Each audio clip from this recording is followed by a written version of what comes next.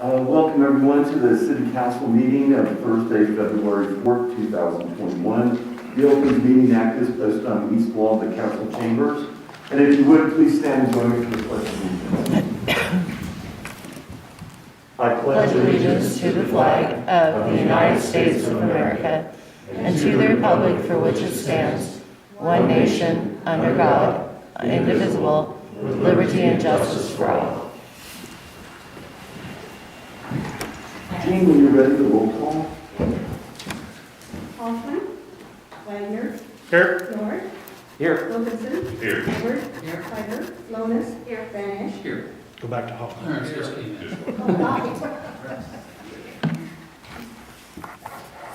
Next, you were all sent the minutes of the January 21st, 2021 meeting. Were there any additions, corrections to those minutes? Seeing none, is there a motion for their approval? Move for approval. Second. Motion and a second. Jean? Hoffman. Here. 1 minute. Yeah. Wagner. Yes. North. Yes. Wilkinson. Yes. Hubbard. Yes. Lonis. Yes. Banish. Yes. Next, we're going to have to help me with the date here. It says for the month of September 2020. Is that correct? Or are we looking With at, the cash balances? Mm-hmm. but it would be, it is for September 20th or the year-end cash balances is what you're, It is. what we were saying, Yes. right? Good. Were there any questions of Pelly about any of those as she was wrapping up the year-end? And we'll have the audit will be coming up soon, so. So to make sure we were talking about the right dates. We are. So if there are no questions, I'd look for a motion for their approval. Move for approval. Second. Have a motion and a second. Jean? Hoffman. Yes. Wagner. Yes. North. Yes. Wilkinson. Yes. Hubbard. Yes. Lonis. Yes. Banish. Yes. Claim of elected official. Yes, we have one claim for an elected official, Tony North, the North claim in office private amount of $693.40. I move for approval. Second. Motion and a second. Jean? Hoffman. Wagner. Yes. North. Abstain. Wilkinson. Yes. Hubbard. Yes. Lonis. Yes. Banish. Yes. Next item are the claims for the period of January 22nd through February 3rd, 2021. The Finance Committee met yesterday and moved for approval for the claims for the period of January 22nd, 2021 through February 3rd, 2021. Thank you. Is there a second? Second. I have a motion and a second. Are there any additional comments or questions? Hearing none. Jean? Hoffman. Yes. Wagner. Yes. North. Yes. Wilkinson. Yes. Hubbard. Yes. Lonis. Yes. Banish. Yes. Next, City Administrator report. I have nothing this evening. We will move to approval of the 2019-2020 audit. Okay, are you ready, Marcy? Yes, I am. Thank you for joining us.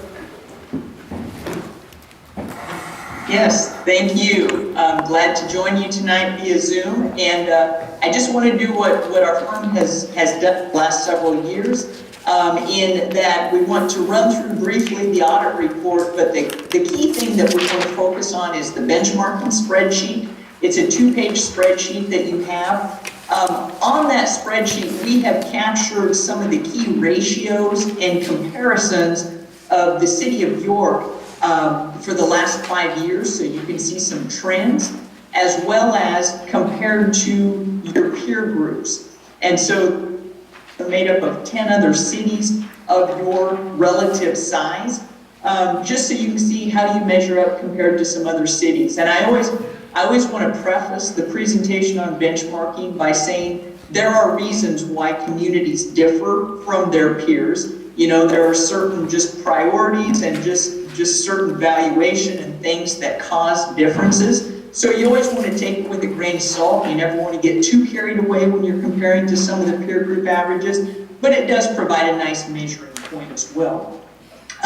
Before I get into the benchmarking, I did want to mention that the actual audit report itself is an unmodified opinion.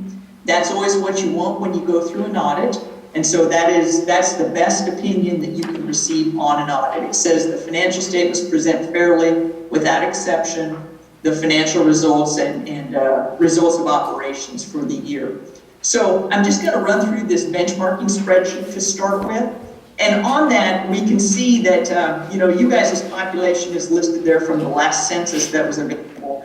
And this compares you to cities between 3,000 and 10,000 in population, but the average of that group comes out at about 6,300. So you can see you're slightly ahead of that, but there are a couple of cities your size in that mix as well. But what you see first of all is your valuation runs quite a bit higher than what the rest of the peers in that group runs. So you guys came in for 2020 at about 72,000 per person, compared to the peer group is averaging in the 58,000 range.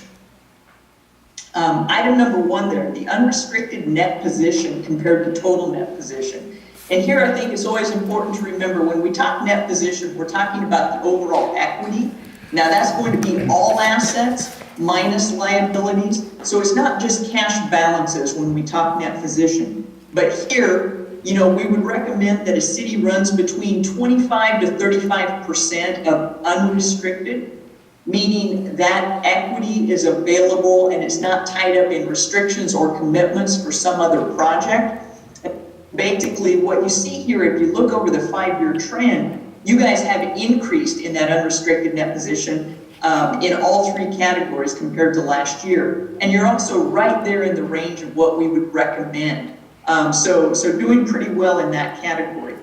Item number 2 is your top 5 sources of revenue. And here we compare you to your peer group average. And you can see, first of all, your sales tax is much higher than the other communities when you compare on a per capita basis. And then it just reflects where you're at, that you've got a lot of retail and right there on the interstate. So that's bringing in some sales tax dollars. Your property tax is running pretty comparable to your peers.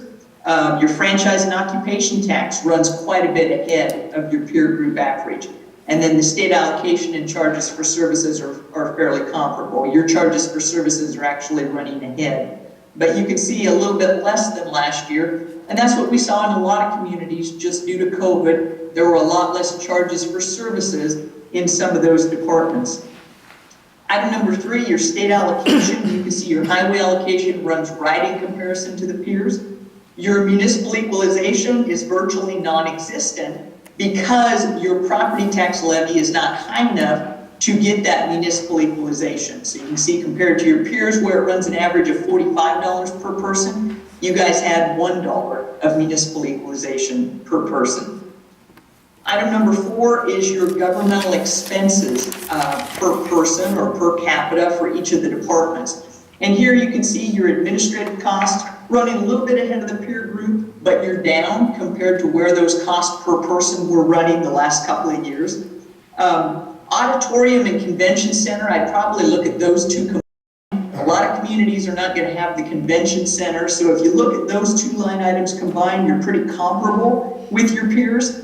Parks, you can see you run ahead of the peers, but included in you guys' parks is your ballpark complex. Not all communities have the large ballpark complex that you guys do.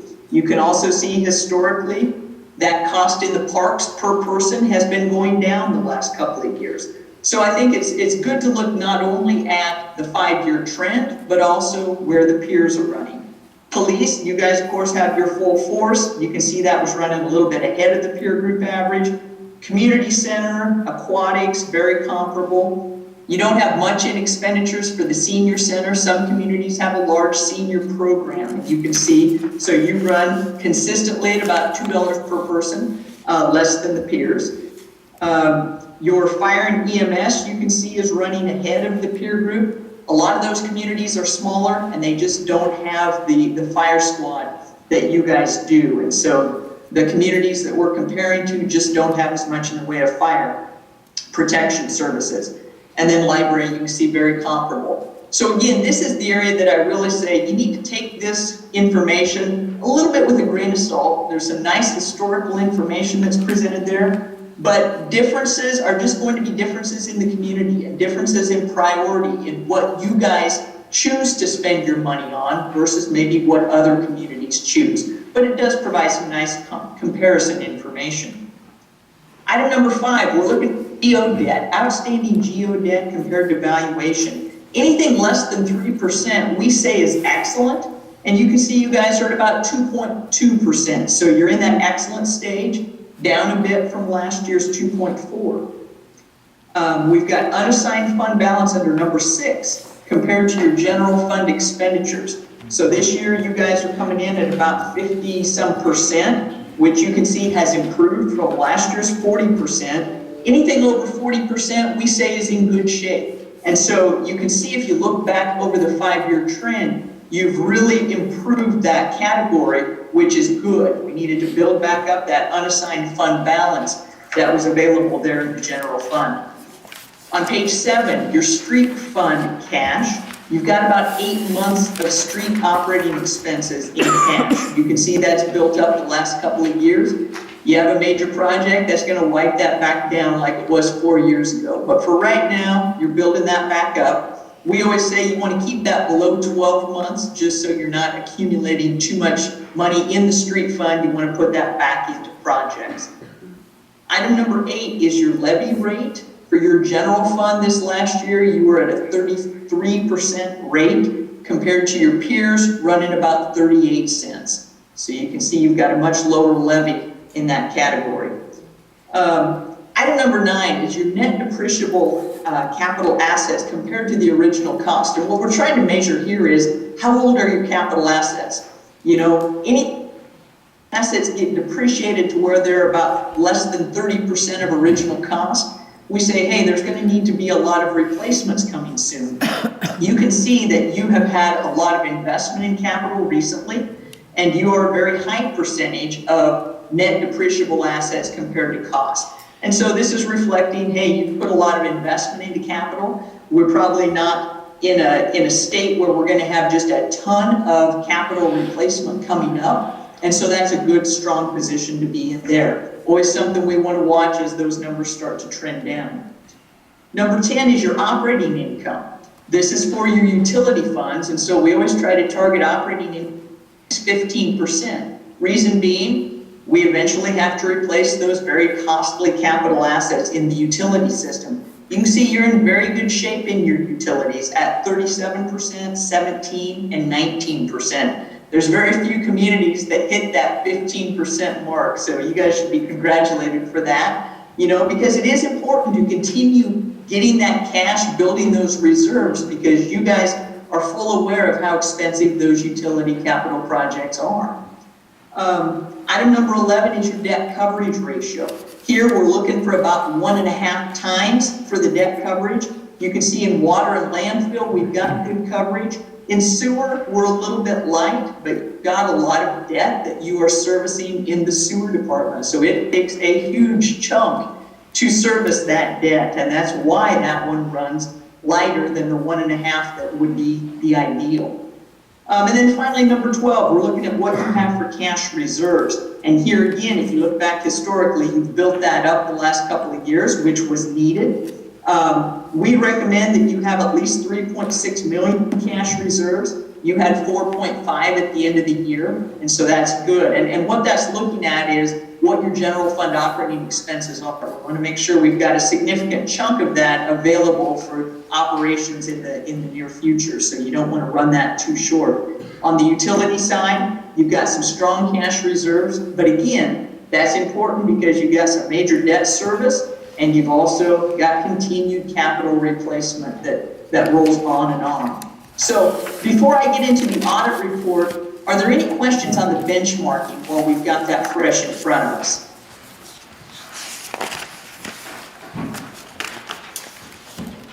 Okay, hearing none, I'm going to move forward. And the other thing, I don't know if I mentioned, but on that benchmarking, we do have page numbers that refer back to the audit report. So if you're wanting to coordinate what we just talked about back into the audit report, you can refer to those page numbers.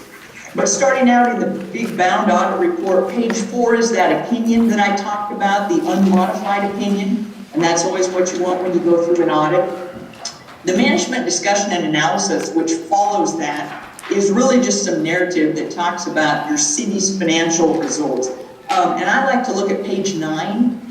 which is a comparative financial statement. It compares your assets and liabilities and net position to the prior year. So here you can see that all three categories were up. Your assets, net position both increased.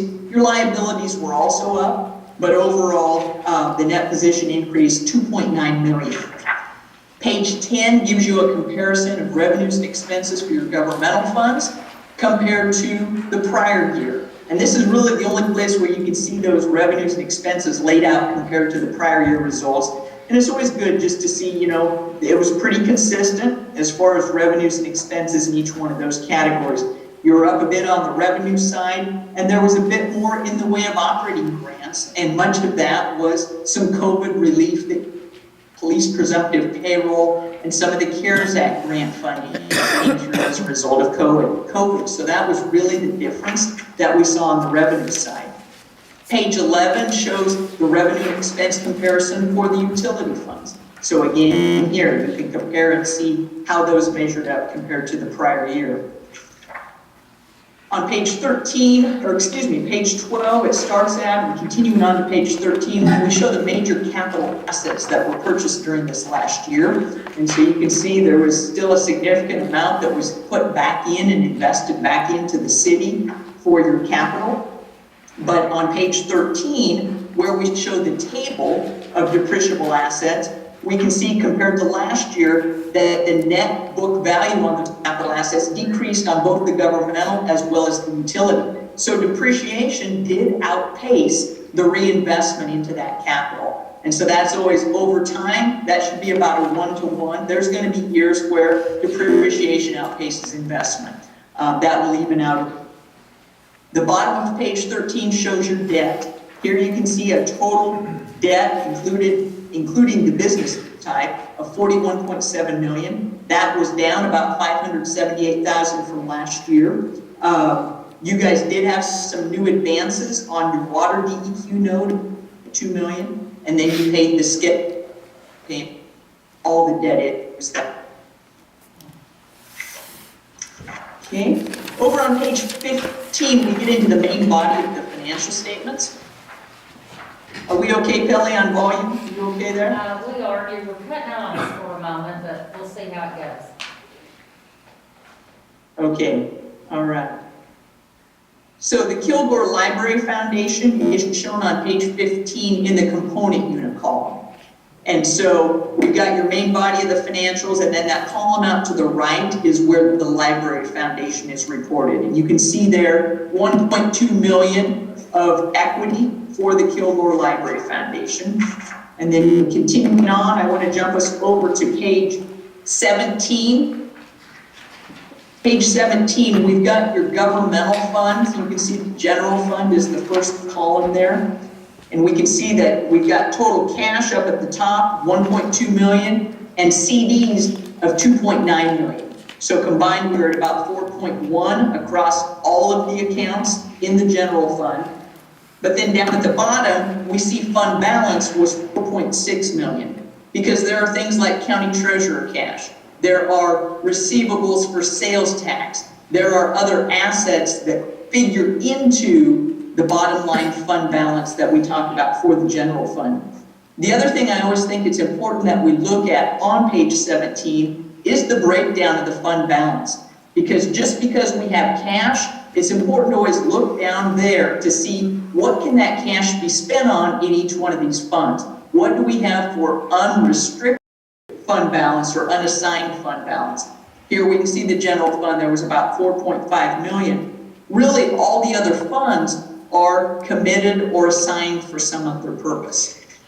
Okay, as we move forward, on page 19, we've got the revenues and expenses for your funds. Here we can see the general fund this year had revenue which exceeded expenses by $1.4 million, third line from the bottom in that first column.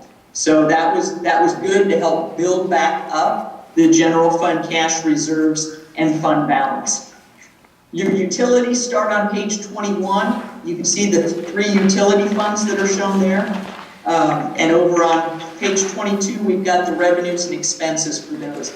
Again, that operating income that's shown on page 22, we always want to target at least 15%. Remember from your benchmarking, we were running ahead of that 15% slightly. So you're in good shape as far as the revenues exceeding expenses right now in the utilities, but we always know how important it is to continue monitoring that. The cash flow over on page 23, I like to look at the total column over on the right-hand side, second to the right column, and the subtotals. So first of all, you had $3.7 million of cash that came in from operating your utility system. The next subtotal is the cash that was used by capital and related financing. That netted to $720,000 use of cash, and that was made up of $1,065,000 invested in capital assets. $2.2 million came in loan proceeds.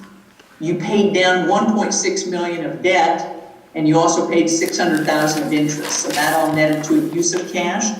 And then the section beneath that is cash flow from investing. You used $1.6 million in investing, primarily increasing CDs by $1.9 million in the utility funds.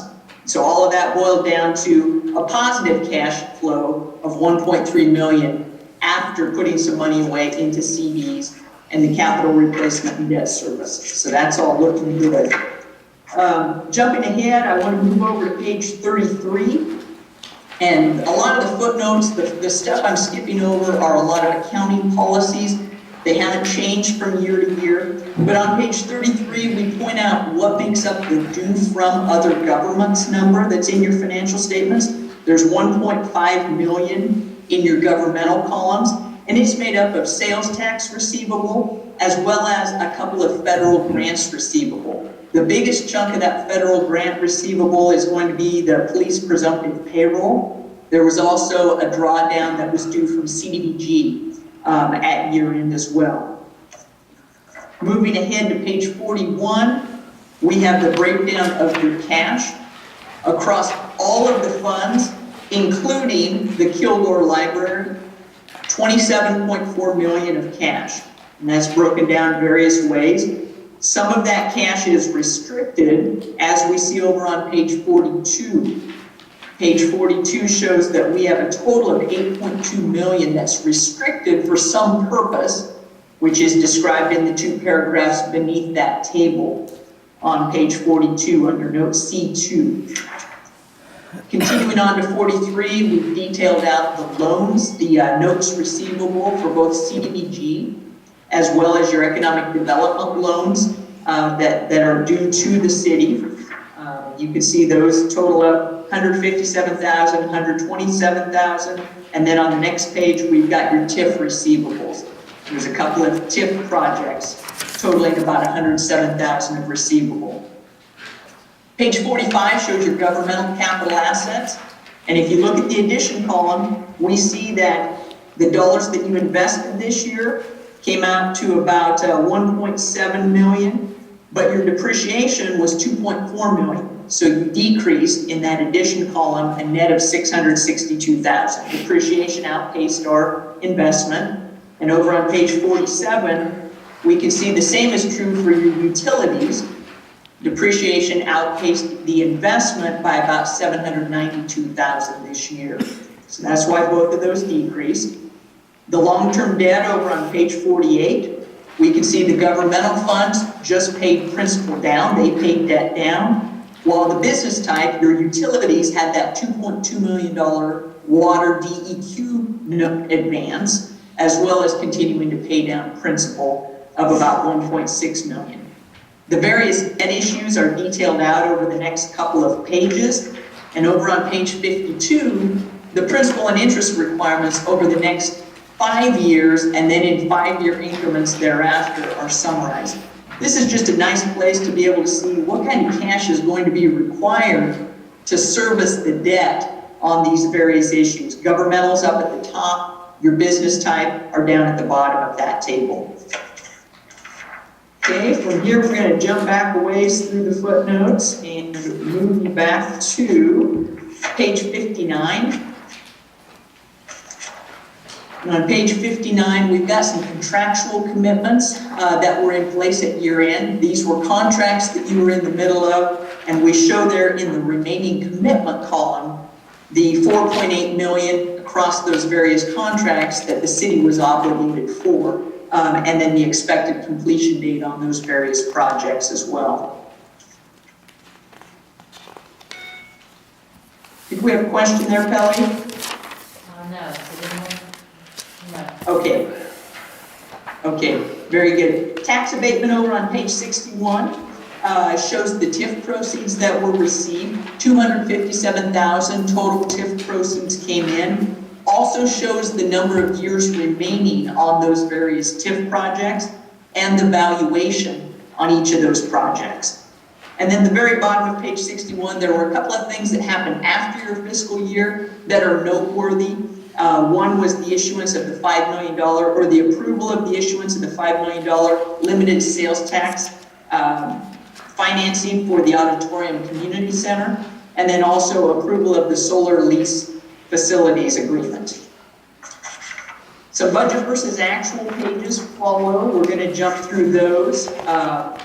And then I'm going to direct you back to page 68. On page 68, some of the smaller funds are detailed out there.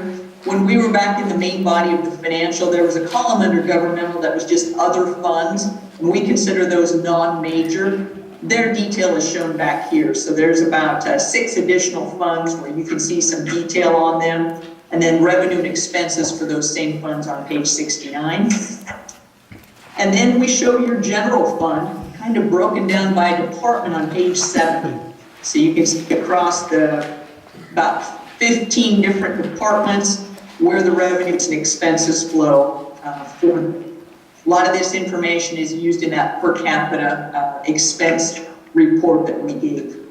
And then on page 71, we start into the single audit.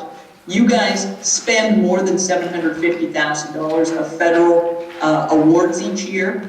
And so this is the summary of that federal aid, which this year was $1.2 million. About half of that, almost exactly half of that, was in the CDBG program. That was the program this year that was tested as major for really the deep dive as far as compliance and controls and everything. And so those tests came out very well this year. The findings that we had in the prior year, we found that those things had been addressed, and I'll point that out when we get to that back page, but gave a good report on the follow-up to last year's findings. Page 73 is the Internal Control and Compliance Report. In that first paragraph, there's a finding reference there, 2020-001. And if we jump back a couple more pages to page 76, you'll see that finding detailed at the bottom of the page. And it's simply segregation of duties. You know, you guys' city is of a size that we can't hire enough people to have optimal segregation of duties. We know there's a limited number of people that handle things. So it's always important that you guys as council take your monitoring, your financial oversight role seriously, and just ask whatever questions come up as you're reviewing claims, as you're looking at the financial reports. Make sure that you're comfortable with the information that you're getting. That does help with you monitoring those things. Page 76 also summarizes the results of the single audit. And again, it was just this one yellow book or governmental finding that we report on the significant deficiency for segregation of duties, I should say. Page 78 is the follow-up to last year's findings. Last year, some of the DEQ drawdowns had been submitted a little bit late, and so the character of the federal had changed. This year, the requests were all submitted timely. The prior years had been caught up, so all that was good. So the first finding references that everything was done timely and is in good shape. The second finding was relating to the CDBG program last year, and here we felt this year the reporting and the oversight very complete and accurate, and that's what the current status reflects in that report as well. We issued a couple of letters also with the audit. One of them is about a 5-page letter from us as auditors back to you as council, and I just want to point out a couple of things on that. This letter, under the first paragraph, it says significant audit findings underlined. The first page really talks about your accounting policies. If you jump to the second page under the heading corrected and uncorrected misstatements, it summarizes the audit adjustments that we proposed. There were 12 adjustments for the governmental funds. They increased fund balances by about $45,000. 15 adjustments for the business type funds, decreased net position by $3.4 million, and then 3 adjustments decreased net position on the library by $5,000. The larger of those adjustments we've kind of listed out here, and just a couple that I want to point out. Item number 5 was moving the bond proceeds, the DEQ loan proceeds, to a liability. You guys run your books on a cash basis, and the loan proceeds that had been advanced had not been moved across to the liability. The same is true under number 12, where your capital assets were shown in expenditures, moving those across to depreciation, and then recording depreciation on those under number 13, $2 million there. There's a lot of depreciation when you have the capital asset investment that you guys have made over the last several years. So that depreciation number becomes pretty sizable. Recommendations on the next page.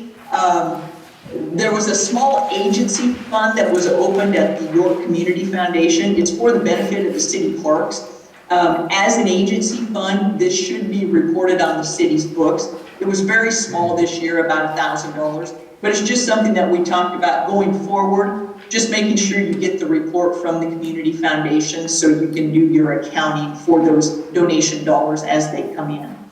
Item number 2 is on the Kilgore Library Foundation. Its bank balances exceeded FDIC coverage by about $9,700. So just a notation to make sure that those deposits are all covered. The CD balances, you've done a great job of tracking those balances. The principal balances are recorded accurately with the bank. The one piece that was not tracked was the accrual of interest, what the bank had not paid, like from the date of last interest. So here we just recommend going forward to calculate that accrued interest as well. The authorized check signers, right? Jean is one of the authorized, and then she also had possession of the mayor's signature stamp.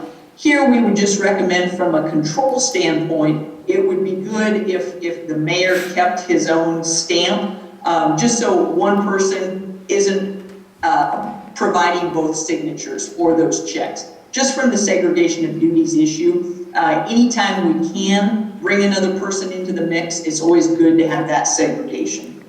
Item number 5, one of the policies that you guys have as we did our payroll testing was to give a 5% increase if an employee is working outside their department, but we couldn't find written documentation of that. So just encouraging, if that's going to be a policy, let's get that documented. Number 6 relates to payroll as well, just making sure that all employees have documented pay rates. So as payroll testing is done, or if someone ever questions why an employee is getting a certain pay rate, it's all documented. And then number 7, as we focus on controls, you guys' system says that time cards are to be reviewed by the supervisor, and then also Jean is another step of control. Here we would just say, let's just sign off, let's initial and document that we have done that review, just to show that it's been done. And so just a way to document and show that the control processes are being followed and are in place. So that's what I have for right now. I'm going to turn it back to you guys to see if you have any questions or if I can address or provide further detail on anything. Council, that's a lot of information. Does anybody have any questions you'd like to ask? I think overall there's a lot of good things in there, a lot of good progress, and I'm happy with the results of the audit. But this is the time to ask questions. If you don't think of anything right now, as you review the information, we can always get those questions from Ellie, and we'll get answers to you too. So if you don't have them right now, that doesn't mean we can't keep asking as time goes on. I'm impressed of the difference between 2018 and 2000. It's right direction. Absolutely. Any other questions or anything? Kelly, do you have anything you want to add? I do not. Well, thank you very much for joining us tonight. And that was a very efficient presentation of a lot of information, so thank you very much. Thank you, Marcy. Yes, thank you. Have a good evening. Thank you. Bye-bye. If there are no questions, we need a motion to approve the 2019-2020 audit. I move to approve the 2019-2020 audit. Second. A motion and a second. Any further comments? Jean? Hoffman. Yes. Wagner. Yes. Miller. Yes. Wilkinson. Yes. Hubbard. Yes. Williams. Van Ish. Yes. Our next agenda item is to move that the mayor be, and here it is, hereby authorized and directed to execute a consultant agreement with Benish and Company for Airport Improvement Program project in connection with the snow removal equipment. This entitlement funds for the city of York would be 10% local match. So, Joe, do you have any, you want to speak to this matter? Yes. We're applying for a grant for this, and there's a lot of paperwork and red tape that goes along with it. But in essence, we are getting 90% paid for by the federal government, which we anticipate would be $220,000. We also have to have a lot of the documentation when we apply for all of these. That's why we have to have an agreement with Benish, who is our consultant on the airport. So we're looking for a tractor, a snow blower, snow blade, and a snow broom attachment. And again, it's a 10% match. Our match is equivalent of $26,246. That's what's anticipated at this point, so. Is that strictly to be used at the airport? So if there's an emergency, we can bring it into town? I don't know the answer to that, but it's snow removal at the airport. And of course, they have needs out there like we do here in town too, so. I think it's, Just to summarize, with the runway equipment and the other stuff that we have now, we do have stuff in places that are getting old. It is. The stuff that we have is depreciating, breaking down, not working well enough. I guess not fast enough, maybe you can kind of see some of that. It is older equipment out there. I don't know the age per se, but some of the equipment is undersized compared to what the requirements are to get the snow removal done in a timely fashion. That's, I think, the biggest part of it. We're not sure on the tractor, for instance, they call it a carrier vehicle, whether it be a truck or a tractor. We're looking at multi-purposes for what we can do out there. And again, it would be a snow blade, snow broom, and a blower. so what are the numbers again? I'm sorry. The anticipated tractor is $150,000. Is that what you're asking? No, how much is the Fed gonna kick in and how much is our portion? We anticipate the Fed's kicking in $236,200 some dollars. Our local share is projected to be $26,246. This is It's a 90-10%. and this is this something that has to be applied for and can be approved or not approved? Yes. So it doesn't mean that we're actually, that we could maybe not get approved for this. I got a verbal okay with moving forward with this today. There'll be some more things on the next agenda for signing these council authority to have you sign. So, well, that's what everything. This is the biggest hurdle right now. Whenever we do anything at the airport, you know, I mean, whenever we do these capital expenditures, it's almost always a 90-10. You know, they'll pay 90,000 of it, and we have to have a local match of 10, so. Any other comments or questions? If not, we need a motion to approve to execute this consultant agreement. So moved. Second. Do a motion in a second. Jean? Hoffman. Yes. Wagner. Yes. Miller. Yes. Wilkinson? Yes. Hubbard? Yes. Lorish? Yes. Stennish? Yes. I'm gonna change the agenda just real briefly here and just hold number 11 for the last agenda item and just get these other two matters out of taken care of. So we'll go to number 12 right now, if that's okay. And approve the task order number 30 with HDR Engineering for the groundwater monitor of the York Area Solid Waste Agency landfill. Because we're in the process of looking and expanding new cells, they have to go back in and do more monitoring of the groundwater that's already out there and put in more wells. They anticipate the HDR services of $13,950 and subcontracting the drilling. So a total price of $31,600.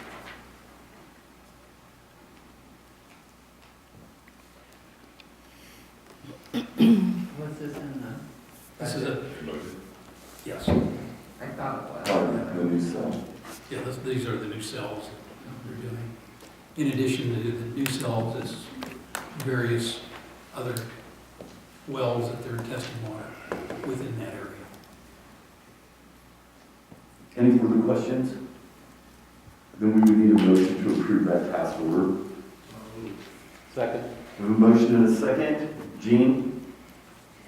Hoffman? Yes. Wagner? Yes. Moore? Yes. Wilkinson? Yes. Hubbard? Yes. Lorish? Yes. Stennish? Yes. Consideration of a tort claim of Farmers Mutual of Nebraska. I think we have a situation with a sewer line.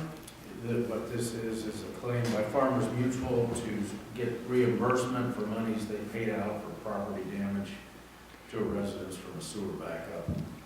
And we turned this over to our insurance carrier, Jane. Yes, we have. Okay, so I recommend we take no action on it. But we wanted to make you aware that we do have that out there. So, I'll go back up to 11, and I consider residency requirements for department heads. And here's just a couple of comments, and then we'll just have some discussion. I put this on as a discussion item, not as anything to approve tonight, because if we do something, we want to write something up. But we have a number of hires that are going to be coming up in the future. And we need, I think the city needs to have guidelines and know where we stand on some of these things. I put down for department heads, I don't want to tie our hands any more than we have to. As we talk about all of our employees, as we know, it's hard to find people. It's with Nebraska's unemployment under 2% and people looking, it's been difficult. I know we have current employees that live in small towns around, and those are trading partners of ours also. I also know that I think there's some strong feelings that some of the leadership positions should live or should be live in York, and so I think a couple things we have to talk about is, what does York mean? I mean, are you talking city limits? Are we talking York County? Are we talking 20-minute drive if somebody's living on an acreage, if they can be here within 20 minutes? But I think we have to decide, kind of what does York mean? I think we have to say, if we're saying someone needs to live in York, how long are we going to give them? And in this housing market, it can be a bit difficult. So somebody could make several offers or not get something worked out, and a 6-month period could go. Do we have a waiver period, or are they fired? We may have a department head that's here that ends up moving to the family farm or acreage that they're 10 miles out of town. I mean, how do we deal with those? But initially, we've got some positions that we're going to be interviewing for, and I think we want to be forthright in what we expect and what we think people need to be doing and what we want. And so I know some of you have made comments to me about it, and we're kind of, I don't know if we have a consensus, but that's why I wanted to talk about it for just a few minutes. Then we would come back and try and write something up, and we can talk about it again. So this doesn't have to be final tonight, but I guess we'd like some idea of what we think about this subject. So I'd open it up if anybody has a comment. I think it's very important that we're all on the same page. So if that means we have to have a policy, we have to have a policy, but we don't want to go through the process of finding somebody that we like, and then we say, oh, by the way, you have to live here, or you got to be moved here within a year or 6 months. So I think it's kind of very important that we are all on the same page, we all know what we want, and we all know, and the people that are going to be hired or interviewed know what they are expected of too. Yeah, I think that is my goal also. Barry, my feeling on it was the fact that if we're using taxpayer money to create these jobs, pay these people, that money would benefit our community more local by living closer to the town center of York, to spend money and property tax and stuff like that. However, I know it's come to attention that, some of these people are gonna be extremely qualified, but not actually live here yet. But I would think there would be some way we could meet in the middle within a year so that they could move here if they really wanted to make that kind of money here in York. That, a year is not that. And I think that's one of the guidelines we have to say, is how long would it take? And what are we reasonable to? And, one of the situations is maybe not if you're talking about the city administrator position or some of the other high-ranking people, but others, that may not be at quite that level of income, do have spouses that have jobs in other communities, and sometimes they choose to live in the middle, and so I think we don't want to completely keep ourselves away from getting some of those good people. On the other side, if somebody lives at Spring Lake Estates outside of McCool, I mean, is that a problem? And as McCool's one of our major trading partners, they're going to be coming to York, they're going to be spending dollars there. That's what we have to need to know. Or if somebody wants to live on an acreage and they're 5 miles out of town, they're going to work in York, spend money in York, basically live. I mean, we have a lot of people living. It's a rural community, and we have a lot of people that live, out in the country and around York that come to York every day, spend all their money in York. I thought it was pretty, I guess the best way to put it, in some of those cities that we looked at Gene sent us, where what they're doing is the response time to their office was kind of like, meant more to me than just designating where you live and what property you're on. Well, that's like in Party had to be there within 30 minutes, you had to be able to get there. Some of the others have some, a lot don't have any, and some of those are in some bigger cities where there's, you go from Omaha to Ralston to this to that. I mean, how would you restrict it? So it's hard to compare to some of those, like Papillion or something that. But wouldn't there be different requirements for different department heads that maybe it's not as necessary to get here as immediate as another department would be? Exactly. If you have a police chief, or if you have the fire chief, or you have the city administrator or the director of public works, is surely different than if we make the HR person a department head and they're not going to have an emergency in the middle of the night, most likely, that they would have to get here as quickly. So those are some of the things too that, do we treat some like this and then others, we're not going to tie our hands? Of course, I think the goal will be whenever we hire anyone that we're not just selling the job, but we're selling York. And we want them to live here, and I don't think that goes away. But when somebody has I was just thinking of some examples. You have a bunch of things will come up we'll never have thought of. Somebody ends up being a caregiver for a parent, and they're move over to Aurora to do that for a while, and that might be 2 years. What are we going to, if they're not here all the time, is that a problem for their job? If they're going to do something like that? And I think that now, I want them to want to live here. But I also know when you're talking families and 2 wage earners, one many times does not make more than the other when there's 2 wage earners. So there isn't a main wage earner, there's 2 wage earners. And we've got to stop to consider if the best person for our job has a spouse that has a major job, too, that they may have to live halfway in between those. The other thing that I thought is really important is they have children, because I think that would be so important, but if wherever they lived before, their children was able to have sheep and goats and horses, they can't hardly live within the city limits and have sheep and horses. taxes, you know, those kind of things are very important to families. And as much as I'd like to say you need to live in New York, I also think we need to know we want the best person for the job. And hopefully sell them that they want to live here, no matter what the other And I think comments Lisa are. earlier would have a number, and maybe Tony from being on YCDC would know, but I mean, I think she's thrown out 300 to 400 people that live outside of York County come to York every day to work. You know, so I mean, it is a very much more mobile, you know, mobile situation. And, you know, I still think, I'm sure not opposed to some of the leaders that have contact with the community and that are there, that they need to be here. I'm not opposed to that. I think we just want to be careful how far we take that. I would be really interested in actually talking to some Beatrice City Council, South Sioux City, Hastings, that I think would be more similar to us than Ralston or Coogan. A year ago, when I sat at a meeting at the League of Municipalities, this topic came up in the mayor's meeting, and people went around, and I was just listening. But almost all of them were very hesitant to make too many rules, as it was so hard for everyone to fill all the positions that they had.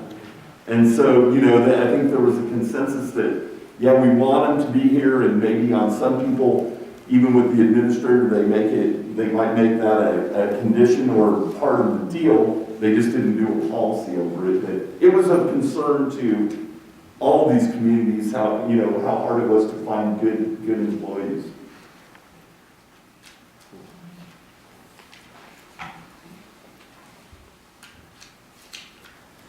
So, and it's a tough situation, it's a tough topic. You know, it's tough to know exactly where to be on this, and that's why, you know, I wanted to have just some discussion about it. And, you know, if it isn't completely resolved tonight, then that's okay. I mean, you know, I'm just kind of throwing it out there, and maybe we need to think about it. Maybe we need to get some feedback from people. You know, get some information. I'm not trying to force anything at all. I just know that I don't want to be in a position where I'm representing you and we offer a job, and then when they come here, they find out they have to live. You know, I didn't tell them the deal. That brings up a good point. Was it advertised in their job descriptions that they need to live here or that they're applying for? No. Because we don't have anything, yeah. There's nothing to support that. You know, I mean, that can be something that you know, we can discuss further, or something that I'd like to at least know where you stand on it, because I don't want to misrepresent you. Again, I just want to make that point that I think a policy probably needs to be in place so everybody knows, so we all know, and everybody's on board with it. At the same time, I don't want to tie our hands either. Well, and you know, you see some of these things where, and you know, whether it's in any industry, you know, where there are where there can be some flexibility, you know, for a circumstance that we haven't thought of, a waiver that if it's agreed on by the mayor, the president or vice president of the council, or, you know, whoever we think, you know, or some small group, that we could give a 6-month waiver or an additional amount of time. Extenuating circumstances. And show some understanding if there's a circumstance that's unforeseen. But I mean, I think we want to see some of those people, you know, here. What would happen with, you know, you have your base salary, you have whatever, and we find out they don't live here, we could offer them an incentive to move here. If they don't take it, they don't take it, but at least it gives them an incentive to try to move here, but doesn't really take away their rights. Kind of like Skyler did. Yeah, that's probably what I thought.